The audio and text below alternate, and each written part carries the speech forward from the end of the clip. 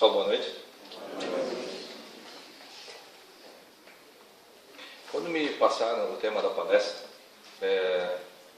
confesso para vocês que, no primeiro momento, eu fiquei preocupado pela complexidade do tema. Nós estamos falando uma palavra chamada virtude, uma palavra tão simples, né? Mas muito complexa. Se a gente for fazer uma conversa rápida, eu posso cair no lugar comum e falar as mesmas coisas e a gente pensar assim, eu já sei disso tudo, né? Já sei que tem que fazer isso e segue a vida. Se eu falar de uma forma muito complexa, eu posso dar a percepção para vocês que isso é uma coisa tão distante que só Cristo alcançou e que nós não somos capazes de alcançar. Então, pensei bem, né? Tentei trabalhar um texto aqui para trazer isso de uma forma que a gente pudesse absorver.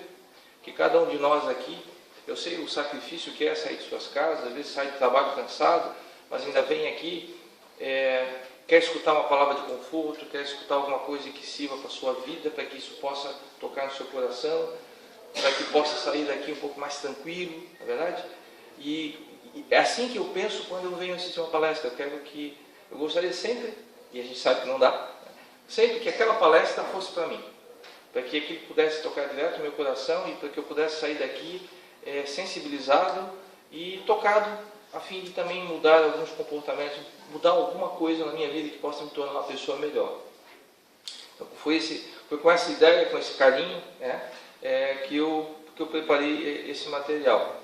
Como eu sempre faço, eu gosto de dividir em duas partes, né? Uma parte é a parte do Evangelho, do que está no Evangelho. Eu não posso falar nada aqui que esteja fora do nosso Evangelho. Então eu tenho que contextualizar para vocês o que diz o Evangelho e depois, em seguida, eu aprofundo, né? Usando não somente um pouco do conhecimento que eu tenho, mas o conhecimento de tantos outros palestrantes, de tantas outras pessoas que conhecem profundamente o Espiritismo.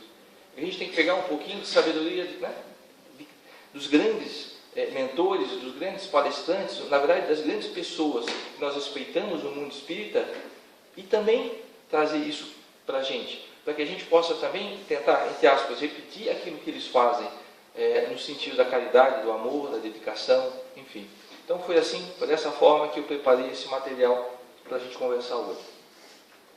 Eu vou falar do capítulo 17, né? Sede perfeitos, no item 8, que fala exclusivamente da virtude. E começa assim o autor François-Nicolas Madeleine, que viveu entre 1795 a 1862. Ele foi bispo, foi prelado de Paris. Ele coloca o seguinte, faz a seguinte reflexão, já no início do capítulo. A virtude, no seu grau mais elevado, abrange o conjunto de todas as qualidades essenciais que constituem o homem de bem. Ser bom, caridoso, trabalhador, sóbrio, modesto, são as qualidades do homem virtuoso. Infelizmente, são quase sempre acompanhadas de pequenas falhas morais que as deslustram e enfraquecem. Bom, por que nós temos essas pequenas falhas morais? Porque nós estamos em evolução. Nós não podemos nos tornar pessoas 100% virtuosas.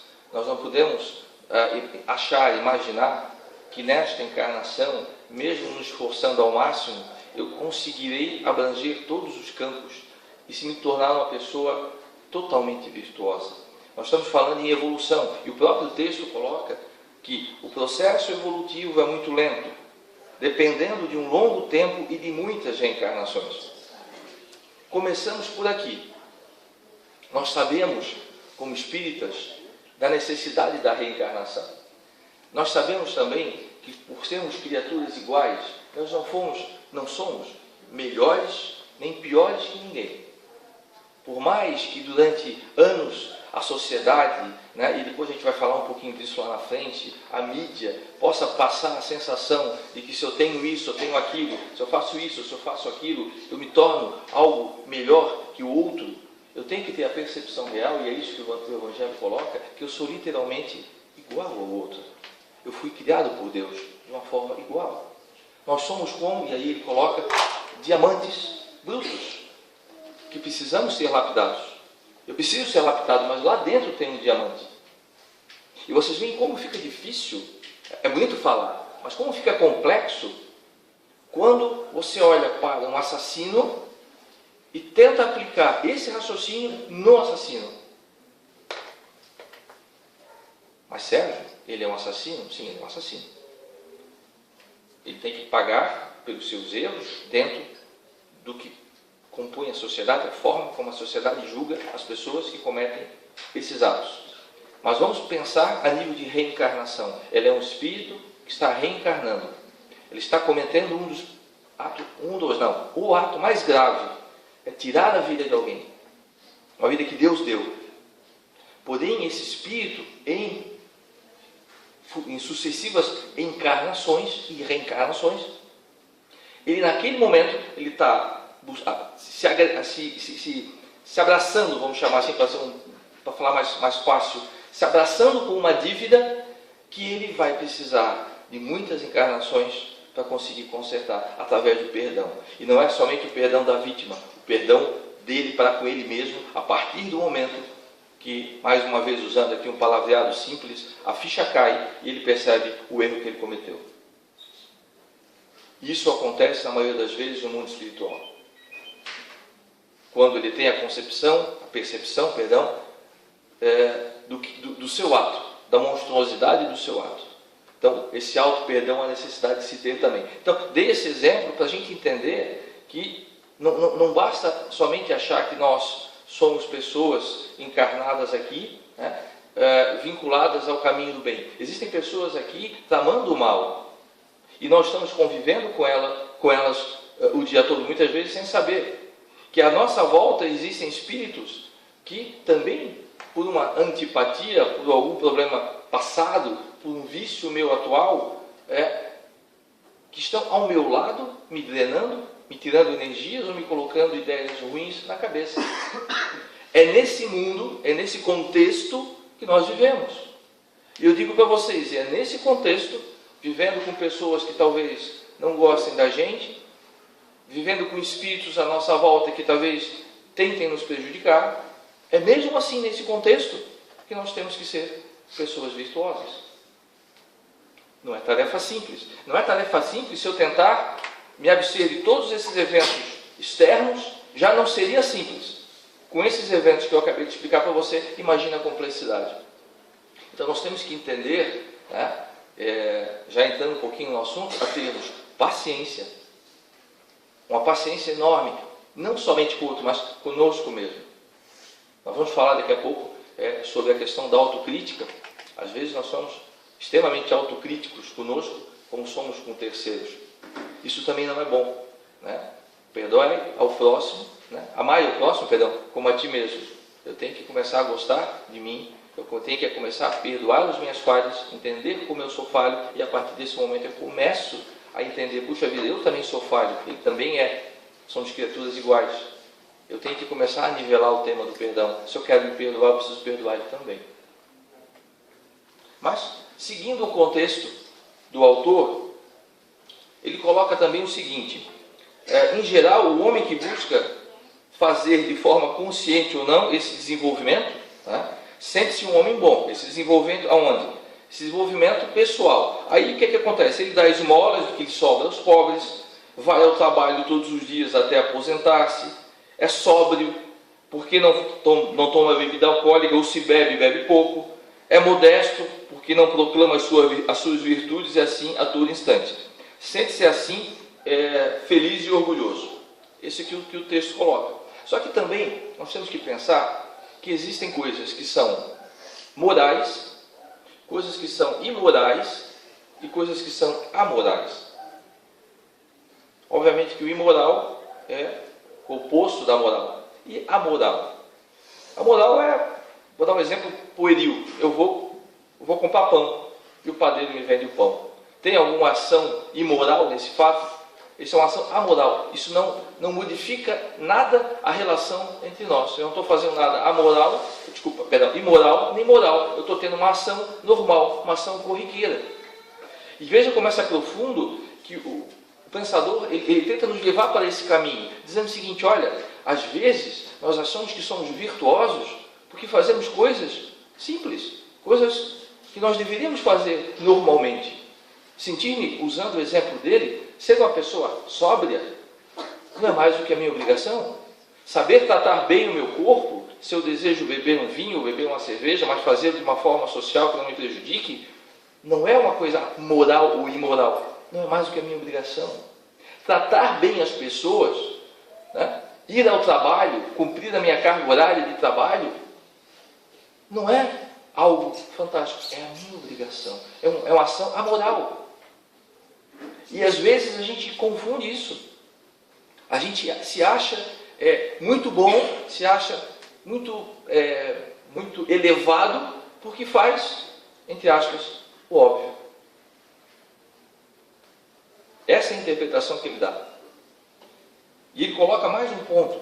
Não existe virtuoso sem modéstia, visto que o virtuoso é aquele que pratica as virtudes em quaisquer situações, sem pensar nelas, visto que as pratica como agimos instintivamente em determinadas situações. Então, eu vou pegar alguns exemplos mais clássicos para a gente entender como isso funciona, né? Quem aqui, né, já não deu uma contribuição, uma esmola ou uma ajuda, certo?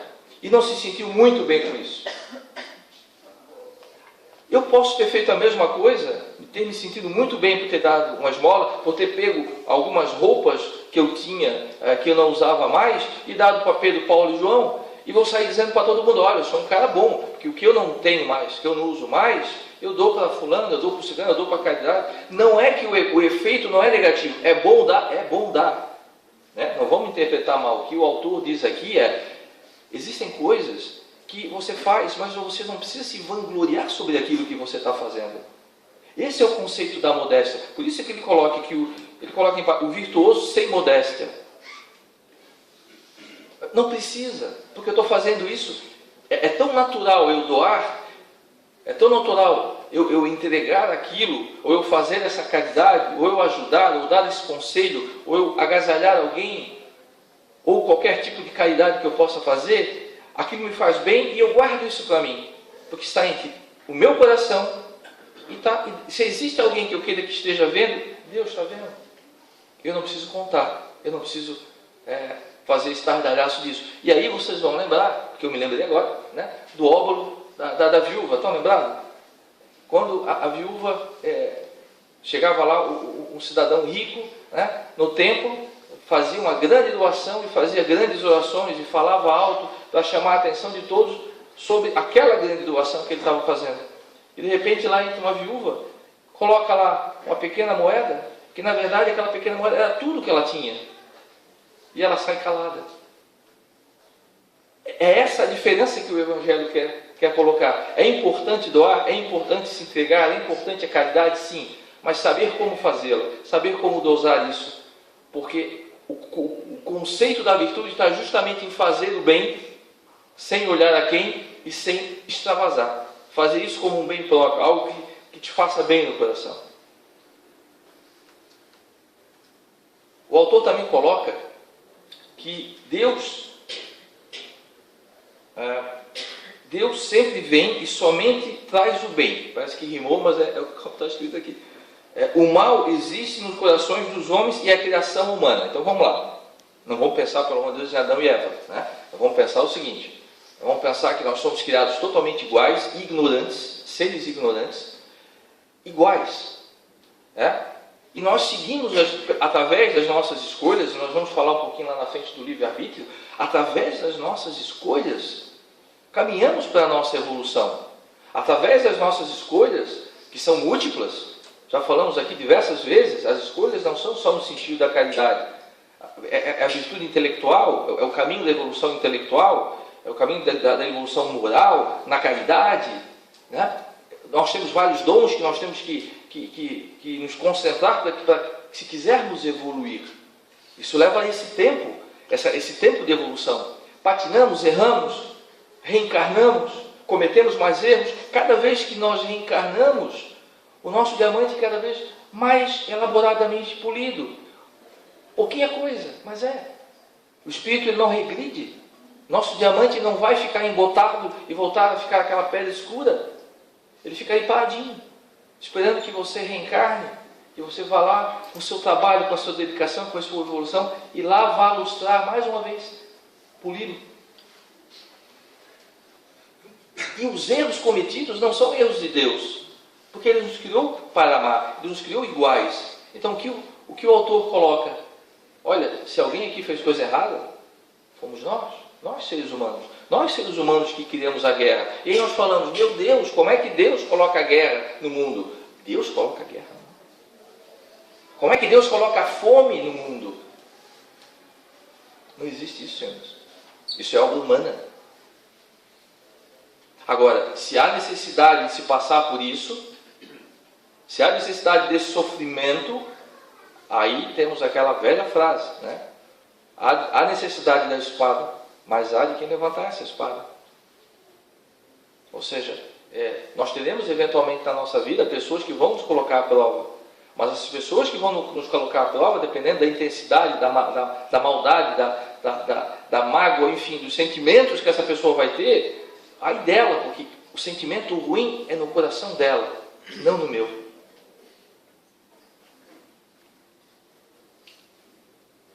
Para finalizar essa parte que diz respeito ao texto, né, e tem uma frase no final que ele coloca o seguinte: mais vale menos virtudes na modéstia do que muitas no orgulho. Foi pelo orgulho que as humanidades se perderam sucessivamente, e é pela humildade que elas um dia deverão redimir-se. Então veja bem, falando de humildade, o porquê da humildade, acabei de dar o exemplo, né? É a humildade de fazermos o bem e sabermos que aquilo ali é entre nós e Deus, e aquela pessoa que foi beneficiada. Porque às vezes, quando a gente faz uma caridade, seja qual for, dependendo da circunstância, ao alardear isso, ao colocar isso para fora, eu chego a incomodar, no sentido, não magoar, mas eu deixo no mal-estar aquela pessoa que está recebendo aquela caridade, quando ela não precisa disso. Se eu faço uma caridade, que ela fique feliz, eu vou ficar no meu coração também. Eu não preciso apontar e dizer, olha, eu dei para ele. A palavra que eu estava procurando é constranger. Eu vou constranger a pessoa que recebeu, né, com a minha opulência, com a minha necessidade de colocar isso para fora. Pois bem, saindo um pouco agora exclusivamente do texto, Raul Teixeira, que a maioria aqui deve conhecer, um dos maiores palestrantes, eu considero Divaldo e o Raul, né, dentro da filosofia espírita, os maiores palestrantes, são da velha guarda, vamos dizer assim, né, da qual eu me vinculo mais. Ele diz o seguinte: a virtude é a intenção da alma de agir no bem. A virtude é a intenção da alma de agir no bem. Por que ele diz isso? Por que é a intenção da alma? Porque toda alma, todo ser, ele tem a ciência de que ele foi criado por Deus. Nós sabemos, na nossa natureza, que somos seres divinos. E por ser seres divinos, nós sabemos que devemos agir no bem, mesmo não agindo no bem. Quantas coisas cada um de nós aqui já fez errado na vida, sabendo que fez errado, sabendo que era errado. E às vezes até com a dor no coração, com um certo incômodo com o teu filho, mas fiz errado. Porque eu tenho a consciência, a minha alma tem a consciência que eu tenho que trabalhar no bem, mesmo que eu não esteja trabalhando no bem. E ele também coloca, eu gostaria de pensar assim, se faz sentido para vocês. Ele diz o seguinte: olha, a virtude tem várias facetas, né? Profissional, intelectual, moral, de vários caminhos. E como é que a gente consegue desenvolver a virtude? É um dom? Será que isso é um dom do Espírito Santo que caiu aqui, né? E a partir de agora eu fui abençoado e eu vou ser uma pessoa melhor? Ele diz o seguinte, o Livro dos Espíritos, perdão, pergunta 780. Se o progresso moral, que é a virtude, se desenvolve junto com o intelectual? E os Espíritos respondem, não. Estas não ocorrem concomitantemente, não ocorrem junto. Primeiro vem o saber, para depois o escolher. Pois nós temos que conhecer para escolher. Faz sentido isso para vocês? Pensem, se nós vimos uma pessoa que é virtuosa, vou dar um exemplo na materialidade, um cara que é virtuoso no violino. Esse virtuoso no violino, ele teve que aprender, ele teve que conhecer para poder tocar. Ele não teve um dom de se tornar simplesmente... quem toca violino, quem já viu alguém tocar, ou já conversou com alguém que toca violino, sabe do sacrifício que é aprender a tocar aquele negócio. Né? Existem horas, para atingir a perfeição, são horas de treinamento, horas de dedicação. Ou seja, eu preciso saber para poder escolher. Nós, na nossa vida, nós temos as oportunidades. Nós não podemos dizer que nós tomamos as decisões porque não sabemos. Aquilo que eu falei um pouquinho antes. Nós sabemos muitas vezes o que é o certo e o que é errado. Mas eu vou agir de que jeito? Eu falo, dando um exemplo, na grande corrupção que existe por aí afora no Brasil. Eu digo, esse é corrupto, aquele é corrupto. E uma coisa que nos incomoda, e as pequenas corrupções do dia a dia, que nós cometemos. Sérgio, mas não se compara aquela lá, eu não estou fazendo comparação de tamanho, eu estou falando uma comparação de atitude. De atitude. Né? Nós temos que melhorar essas pequenas corrupções que nós temos, as pequenas falhas. Sabe por quê? Porque nós sabemos que elas são falhas. Nós sabemos que eu não posso tratar alguém de uma forma indevida, mesmo tratando. Nós sabemos que nós temos que ter paciência eventualmente com nossos filhos, com os nossos pais. Nós sabemos, eu tenho esse conhecimento, mas muitas vezes eu não trato. Eu já estudei, eu sei que eu tenho que tratar bem o dinheiro, porque o dinheiro não aceita desaforo, mas eu acabo tratando mal o dinheiro e acabo usando mal. Então, o saber vem antes. Eu não posso nunca imaginar que Deus não me deu a opção, nesta encarnação, para enfrentar os desafios que eu estou enfrentando. Se eu estou aqui, nesse momento, agora, nesse grupo, buscando orientação e tendo a vida que eu tenho, essa vida não é uma vida que lhe veio e caiu no colo sem a menor aprovação sua. Não existe destino, mas existem estudos que cada um de vocês fez na espiritualidade. E quando voltou aqui, sabiam que teriam determinados tipos de desafios. Eu sempre coloco isso aqui. Eu repito isso nessas palestras sempre. A mesma coisa nesse ponto. Faço questão de lembrar. Nós não somos uma folha ao vento, torcendo que Deus olhe por nós. Nós somos espíritos criados por Deus, iguais, com as mesmas oportunidades, que reencarnamos, cada qual com a sua dificuldade, porque cada dificuldade que eu estou enfrentando hoje é necessário para a minha evolução pessoal. Não dá para trocar de lugar. Se eu tivesse a vida que o fulano tem, não dá. Aquela é a vida dele. Aquele é o aprendizado dele. Mas para chegar onde ele chegou, está lembrado? O que eu falei aqui? O saber, ele estudou. O espírito na erraticidade estuda, ele busca conhecimento, ele precisa saber os desafios que ele vai enfrentar, para que ele possa reencarnar e ter a energia, a força, a vitalidade, o discernimento para poder tomar as decisões corretas. Então, todos temos as oportunidades. E ainda vou entrar na questão fatal do livre-arbítrio.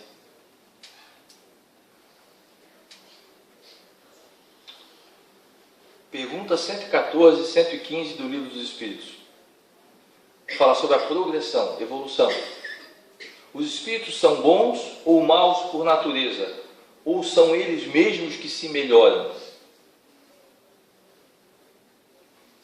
São os próprios espíritos que se melhoram. E melhorando-se, passam de uma ordem inferior para uma ordem superior.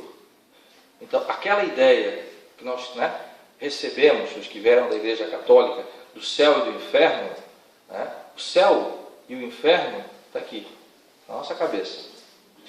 A evolução para os mundos superiores, a evolução do espírito, que como uma cebola, a cada evolução nós tiramos uma casca, como a analogia que eu fiz do diamante, que cada tempo que passa, cada reencarnação, nós estamos ficando cada vez melhores, mais bonitos como um diamante. Isso só acontece porque eu tenho que fazer as minhas escolhas de melhoria. Esteja onde eu estiver, a posição que eu estiver como profissional, o local onde eu estiver morando, a família onde eu estiver alocada, o ambiente de cidade, de país onde eu estiver, ali eu tenho que estar. É porque eu nasci ali, ali é o meu local. E eu tenho que fazer, independente de qualquer circunstância, é ali que eu tenho que melhorar. Só que tem uma vírgula. Sozinho? Não. Para isso existem os amigos. Para isso existe a própria religião. Eu falo religião porque não precisa ser a religião espírita. A religião é aquilo que te faz bem. Se naquele momento você acha que a igreja é católica, se a igreja é determinado culto em uma religião evangélica, o budismo, se aquilo faz bem para você, se aquilo te eleva como pessoa, é ali que você tem que estar, naquele momento. A gente sempre fala, os espíritos não são espíritas. Os espíritos não são espíritas. Então, essa melhoria que nós temos que ter, ela é nossa, é indelegável. Pergunta 114. E na pergunta 115 já emenda. Entre os espíritos, alguns foram criados, bons ou maus? Deus criou todos os espíritos simples e ignorantes. Já falei sobre isso. Isto é, sem saber. A cada um deu uma missão com o fim de esclarecê-los e de os fazer chegar progressivamente à perfeição sobre o conhecimento da verdade. Então vamos lá. A virtude é o fruto de decisões, de escolhas permanentes. Eu acabei de receber informação dos espíritos. Olha, eu nasci sem saber. Eu tenho uma progressão. Essa progressão me leva à perfeição. Para me chegar à perfeição, eu não consigo sozinho. Eu preciso de amigos. Eu preciso de uma religião que me sustente no momento de dificuldade. Eu preciso do mundo espiritual, do meu anjo da guarda, do meu guia. Eu preciso de uma boa energia à minha volta. Eu preciso de estudo, seja de qual lado que seja, para te tornar uma pessoa mais sábia no sentido de tomar decisões na sua vida. É o conjunto desses fatores indelegáveis que nos faz ser pessoas mais virtuosas.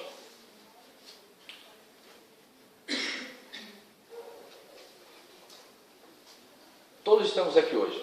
Todos receberemos o passe. Como a irmã disse no começo, a cada momento, cada um que já chega aqui, já começa a receber ajuda. Você não está recebendo ajuda exclusivamente no passe. Eu aqui, na frente de vocês falando, estou recebendo ajuda nesse exato momento. Então, isso é uma parte da ajuda que você está recebendo.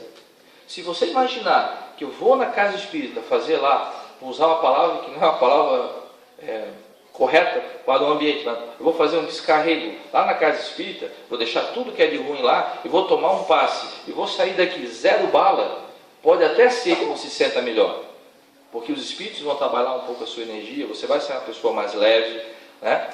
Se você souber se concentrar no passe, né? Você vai receber o passe, sim, porque se você chegar a sentar e ficar quietinho pensando, o que eu tenho que fazer amanhã, as contas que eu tenho que pagar, aquela vizinha infernal. Gente, isso tudo é como se pegasse a tua anteninha e apontasse para o norte e tem uma pessoa ali se doando, tentando apontar para o sul. Isso não vai adiantar de nada. Essa energia que vai ser recebida, ela vai se evaporando, isso vai se desgastando, porque o teu plano mental mudou. Tu está vibrando diferente. Tu está recebendo uma energia de uma boa vibração, só que você mesmo é o seu antagonista. Você mesmo está vibrando numa energia que vem contra aquilo que você está recebendo. Então, eu sempre coloco aqui também que as ajudas que nós temos, as ajudas de pessoas amigas, as ajudas da própria espiritualidade, ela tem que ser valorizada também com a nossa mudança. Então, se eu venho aqui e escuto uma palestra, por pior que a palestra seja, pense, leve para casa, o que eu consigo tirar de bom daquilo ali? Consigo trazer alguma coisa daquele? Me serve alguma coisa? Se serve, eu vou me agarrar com aquilo ali e vou tentar trabalhar aquilo ali. O Divaldo Franco, no livro Impermanência e Imortalidade, pelo espírito Carlos Torres Pastorino, tem uma frase que ele coloca lá que eu achei interessante. O conhecimento da verdade liberta o ser humano das ilusões e impulsiona-o ao crescimento espiritual, multiplicando-lhe as motivações em favor da, olha só, autoiluminação, graças ao qual torna-se mais fácil a ascensão à evolução. Então, nós estamos falando aqui conhecimento da verdade que nos liberta. Claro que a verdade liberta, essa frase é antiga, né? A verdade liberta. Na verdade, o conhecimento liberta. Se vocês estivessem lá fora e alguém dissesse para vocês, aquilo lá é uma casa de doido, só tem gente lá que faz macumba, que faz maldade. Bom, se tu viesses aqui, verificasse essa palestra, tu ia perceber que aquilo lá está errado. Tu estás tomando conhecimento de uma verdade. E a partir do momento que estás tomando conhecimento desta verdade, ela te liberta daquela informação, daquele preconceito, daquela informação errada, porque tu estás tomando conhecimento do que é correto. Dei um exemplo simplório daqui. Leve isso para a vida. Quantas coisas que nós conhecemos de outras pessoas falarem, ou de leituras vagas, que já tomamos opiniões sem aprofundarmos, sem tentarmos ter o melhor conhecimento. Senhores, a verdade liberta. Isso não vale só para essa palestra, não vale só para o mundo espiritual, isso vale para qualquer coisa.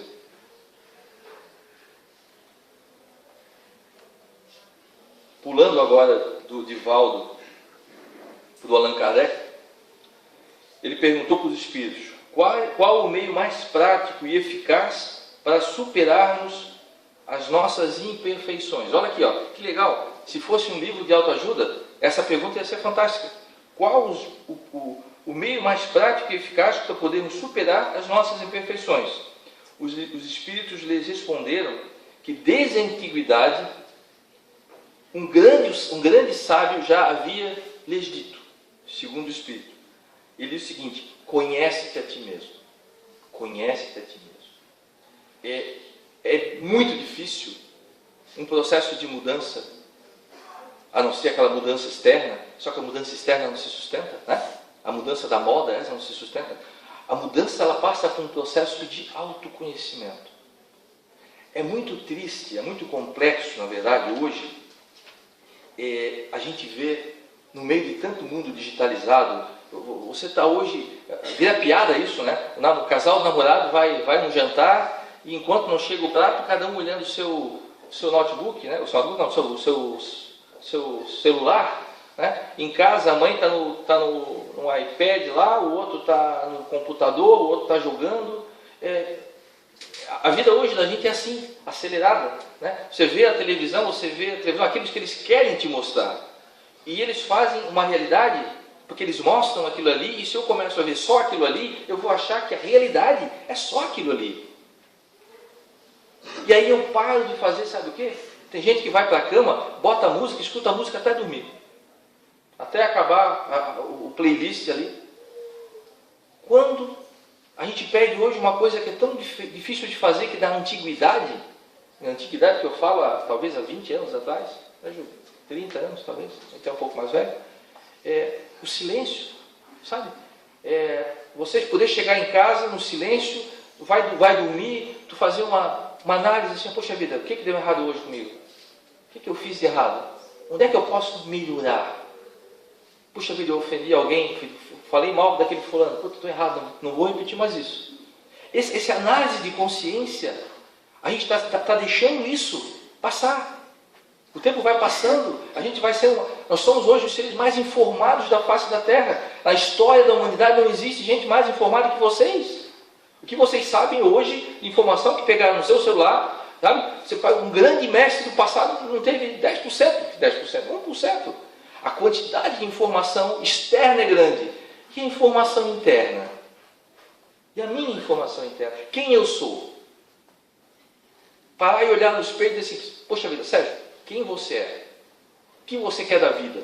O que você quer se tornar? Onde é que você quer melhorar? Gente, não existe vara de condão, não tem nada mágico. É isso que Jesus já dizia há 2000 anos. Né? Você tem que melhorar, você tem que fazer o seu sacrifício. Não é o sacrifício da cruz. Ali ele deu o exemplo máximo. É o sacrifício pessoal. O sacrifício pessoal de olhar aqui para dentro e ver assim: puxa vida, eu tenho esse defeito. Eu tenho que dar o braço a torcer, minha mulher está certa, meu marido está certo, meu filho está certo, meus amigos estão certos. E realmente eu tenho esse defeito. Eu preciso melhorar. Vou alinhar, vou tentar respeitar mais o meu corpo, vou tentar respeitar as pessoas que convivem comigo. Autoconhecimento. Me conhecer. Hoje nós vivenciamos a vida no automático. Quando a filosofia espírita fala que nós temos o livre-arbítrio, livre-arbítrio é a capacidade que nós temos de tomar as nossas decisões e arcar com as consequências dela. E essas decisões, via de regra, no bem, para que nós possamos evoluir. Eu te pergunto, meu irmão, minha irmã, se eu não me conheço, qual a qualidade da minha tomada de decisão? Qual a qualidade do meu livre-arbítrio? Se eu tomo decisões assim, sabe, porque a moda ditou, que os outros falaram, porque eu vi na televisão, porque eu acho que é, a qualidade do meu livre-arbítrio, da minha tomada de decisão, ela fica comprometida. E se o meu livre-arbítrio fica comprometido pela minha tomada de decisão, a minha evolução, que é uma consequência disso, vai ficar comprometida também. As leis de Deus estão em nossa consciência, né? Temos que ter a paciência e o hábito de nos olharmos. A sociedade nos ensina a prestar atenção na vida dos outros.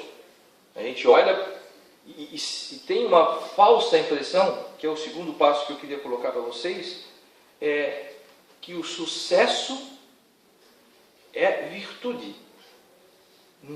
Não é bem assim. Eu vejo alguém no Facebook mostrando que de uma certa forma ele tem sucesso. Seja um sucesso material, um sucesso familiar, um sucesso financeiro, um sucesso como pessoa, com amigos. E a gente toma como aquilo ali uma base do que é sucesso. E uma pessoa de sucesso necessariamente não é uma pessoa virtuosa. Então nós temos que aprender a fazer essa mudança de conceitos. Eu tenho que ter uma autoanálise, eu tenho que ter uma separação daquilo que eu entendo pelo meu conhecimento, mais uma vez, pelo saber, pelo conhecer, por buscar entender que existem determinadas situações que não agregam absolutamente valor em nada. Eu, particularmente, com as pessoas que têm posses, que têm dinheiro e são extremamente infelizes, ou que estão com filhos envolvidos em droga. Então, assim, não vamos mensurar a felicidade de alguém pelo Instagram, pelo Facebook, gente. Isso é muito pouco, isso é muito pobre. A felicidade que eu posso invejar é daquele pai de família, aquela família que é unida, né? daquela pessoa que se doa, aquela pessoa que se entrega, independência para uma religião ou para determinadas ações, que é uma pessoa íntegra, que é uma pessoa de palavra, perfeito? Que faz o bem e que segue, no mínimo, né? Aquilo que Jesus tanto nos ensinou, de amar o próximo. Só que esses valores parece que são tão antiquados, o Sérgio falando assim, parece que eu estou falando coisas antigas, do padre lá de 1950, não, gente, isso é atual, é atual. No momento que você estiver necessitando um problema de saúde, no momento que a gente estiver numa dificuldade crítica, você não vai olhar no Facebook, você não vai olhar no Instagram, você vai buscar Jesus, você vai buscar Deus, é ali que você vai buscar. Então, vamos tentar fazer essa busca mais linear, não só no momento de dificuldade, mas buscar isso, trazer um pouco disso para o nosso dia a dia. O Raul Teixeira também fala, ainda um pouco nesse caminho, né? Que a importância de fazer o bem em qualquer dimensão. E olha só a forma como ele coloca, eu achei muito engraçado isso, né? Quando eu vou jogar bola, não é o meu caso, eu não jogo, quando eu vou para jogar bola, eu não vou para brigar, eu vou para me divertir. Então, a ideia de ele estar jogando bola, estar com meus amigos, é me divertir, é comer um churrasco, é bater papo, jogar conversa fora, é o momento de extravasar. Não é de ir lá e bater, brigar. E quantas vezes a gente já viu em confraternização que acaba em pancadaria? A gente muda o conceito. Quando eu vou almoçar, eu não vou para me empanturrar. Eu vou para nutrir o meu corpo. Tudo tem uma ação boa. Nós é que às vezes destoamos da ação.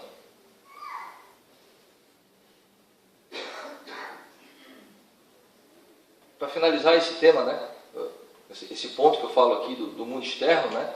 É a percepção que o mundo é dos espertos.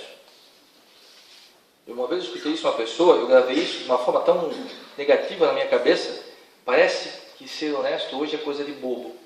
A pessoa me disse isso. O mundo é dos espertos, parece que ser honesto é coisa de bobo. E aí onde é que eu coloco para vocês que a gente tem que ter muito senso crítico para quando assistir ou ver o jornal, a gente entender que aquilo ali é uma fração que está nos sendo mostrada, que nós temos um país, nós temos um mundo de pessoas dignas, corretas, moralmente corretas, de pessoas caridosas. Nós não podemos pegar isso aqui e transformar no mundo, porque não é. Nós estamos em evolução constante. Esse planeta está em evolução. Esse planeta é muito melhor hoje que há 10 anos atrás. É muito melhor ainda do que há 200 anos atrás. Nós estamos em evolução. Só que se eu focar, se eu colocar a minha vida como base naquilo que eu estou olhando, e estou olhando justamente para aquela fatia ruim, eu posso generalizar. Não, Sérgio é inocente. Não sou inocente não. Mas eu não sou generalista. Eu não vou achar só porque uma pessoa me fez mal de uma determinada religião, eu vou achar que toda aquela religião é ruim. Ou se alguém de uma profissão que eu contratei não me fez um bom serviço, toda aquela profissão é ruim. Eu tenho que saber fazer distinções.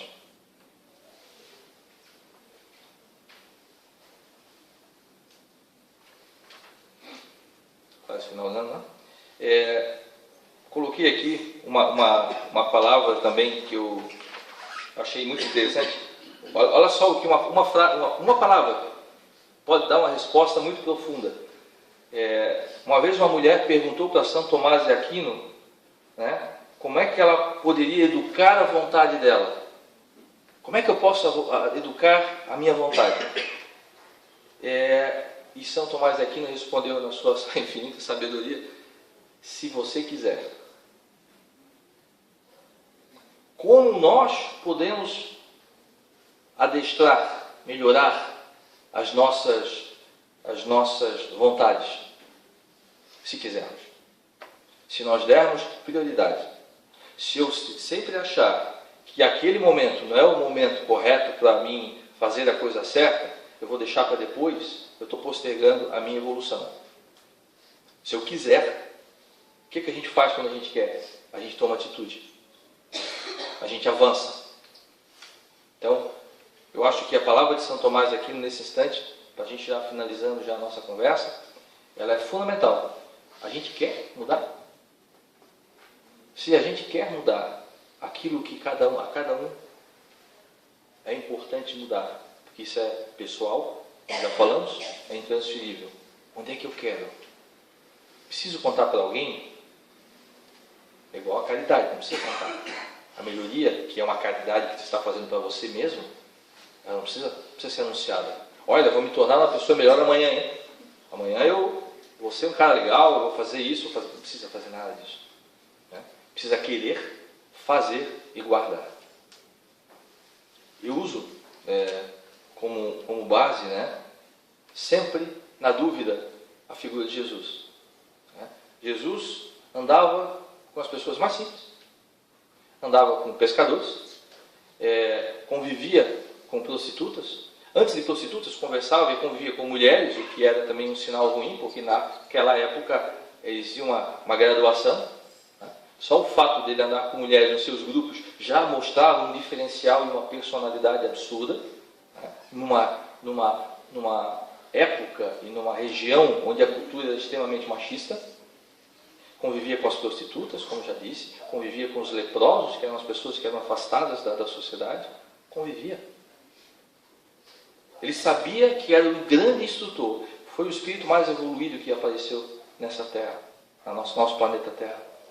Em momento algum, procure na Bíblia, procure, você não vai achar um momento de arrogância, você vai achar 100% de ensinamento.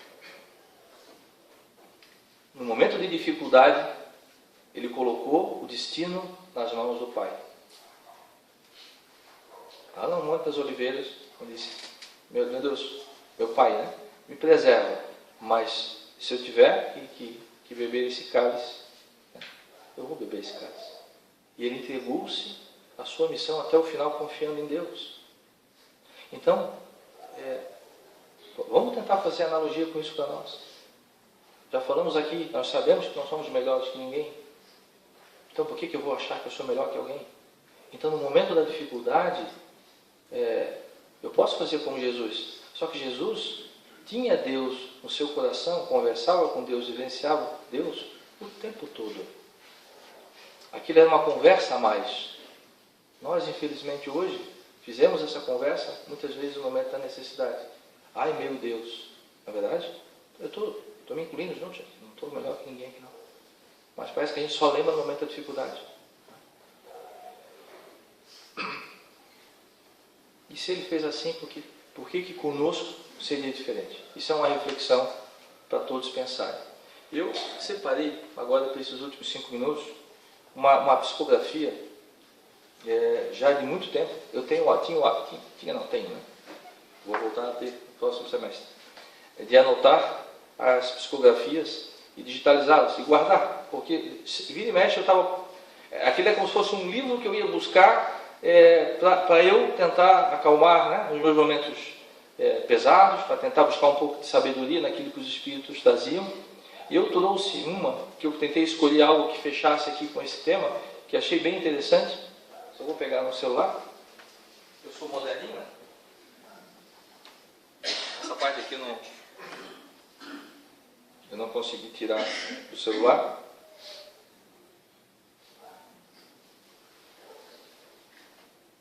Em 2016, a psicografia.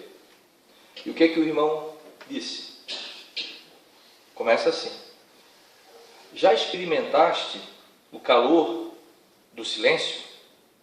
Olhando o céu estrelado ou ensolarado, olhando a beleza aterrorizante da tempestade, sinto vibrar dentro de mim a vida.